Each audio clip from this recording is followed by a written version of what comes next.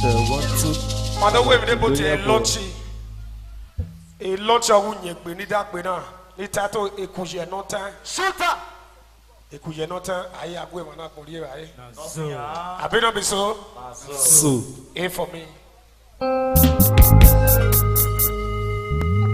Soldiers.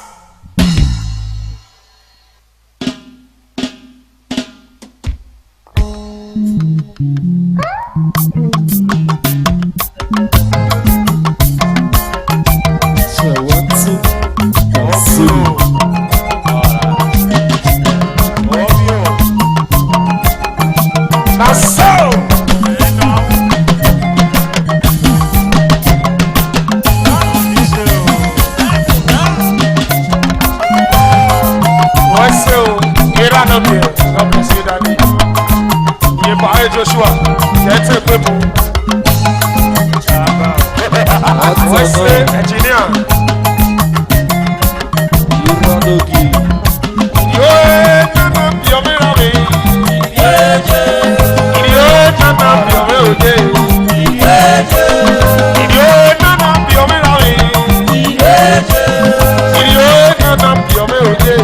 Officer, hey, you don't want money, you will get.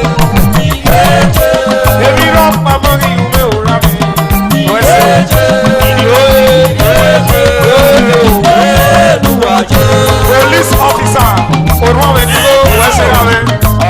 I'm going to walk up, you go down there, we'll come for you. I was so.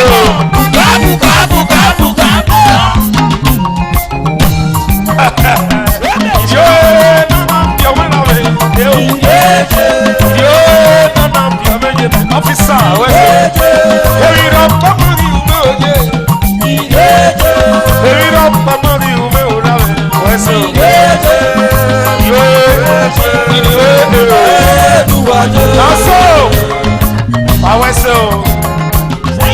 Daddy boss man, my life is on.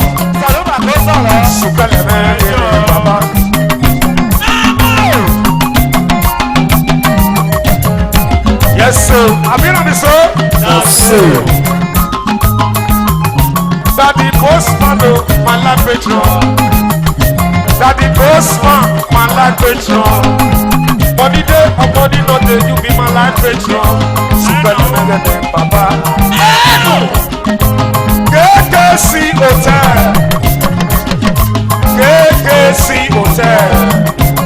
Impossible, où est-ce que le que nous y a des visas au monde, everybody love me.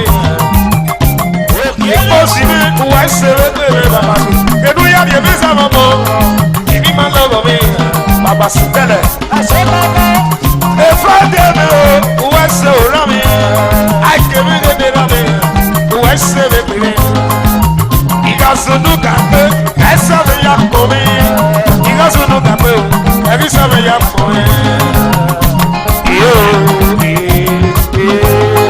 I was so.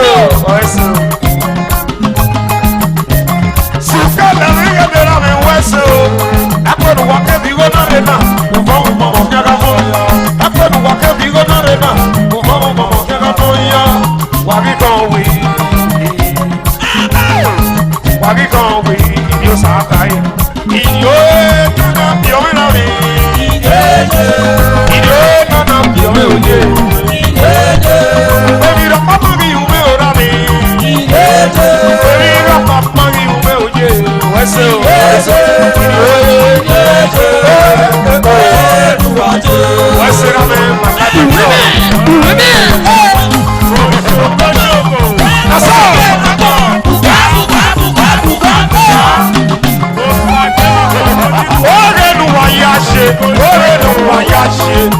Osagiemwangbon.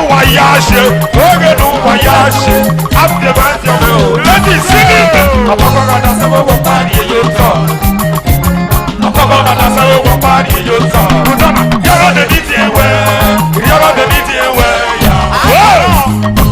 Yes, you are welcome to the show. OHE Silimi. What's up, man? He making us sweet water, he make una. Era me not see me. I was a game of coming to me. I told Uriena, the top of where you said, hey. I was to Uriena, the top of where you said. I will hear your name, you're on the DTM. I'm going to say, oh, party, you're so. I'm going to say, oh, party, you're so. You're on the DTM.